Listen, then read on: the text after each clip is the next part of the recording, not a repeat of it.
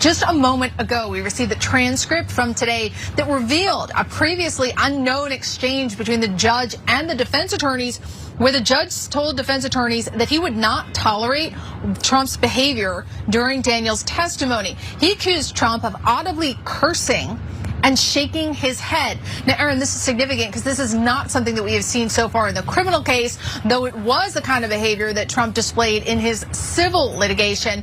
But Judge Merchan making it clear today, this is not something he will tolerate in his courtroom. I think that is fascinating. First of all, I had not seen live that he was doing that. He was shaking his head and he was audibly cursing. This is exactly how he acted throughout the E. Jean Carroll trial. And I will say, though, I am actually surprised with his restraint, or at least, if not self-restraint, the restraint that his legal team has put on him. I don't know. I mean, they clearly coached him, like, you can't do the stuff you did in the E. Jean Carroll trial. It did not go well for you. And so now look, obviously he got in trouble. They said it wasn't acceptable. He cursed, he shook his head, but this is Donald Trump. That seems like nothing for him. I mean, look, he might get more angry with Michael Cohen when Michael Cohen testifies, because he knew Michael Cohen for a number of years, and Michael Cohen is at least as outright insulting of Donald Trump as Stormy Daniels is. But Stormy Daniels is the one that he actually slept with, and she's there making him look like a fool.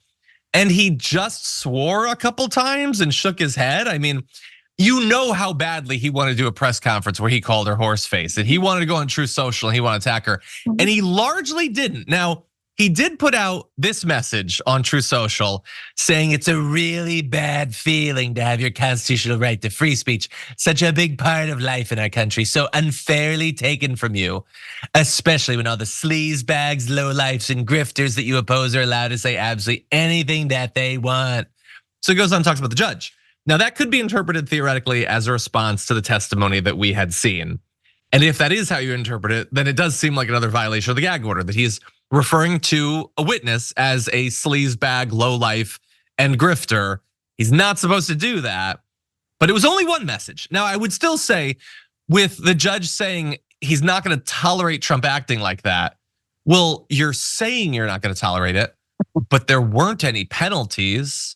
You say that he can't violate the gag order. He's done it 10 times, maybe 11 if you count that Truth Social thing. So I don't know, at a certain point, again, I made this point yesterday, like, stop making promises that you're not willing to actually keep, I think.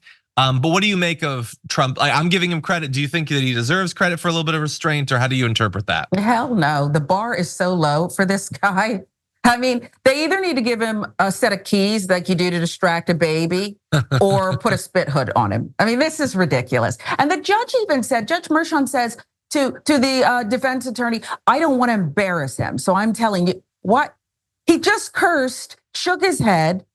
Everybody heard it in the courtroom, and Stormy Daniels is trying to testify and tell the truth. She swore to tell the truth. He can call her a grifter or whatever else he wants to, but this is her story and this is what she's doing, and she seems to be standing up even on cross. But no, I don't give him a bit of credit.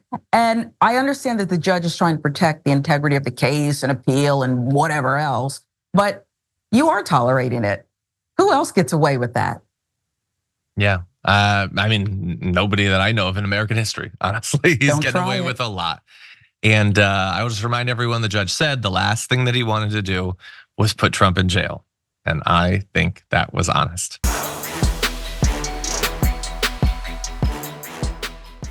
When you click the join button and become a tier 2 member, you get access to all of our weekly top 10 lists. What are you waiting for?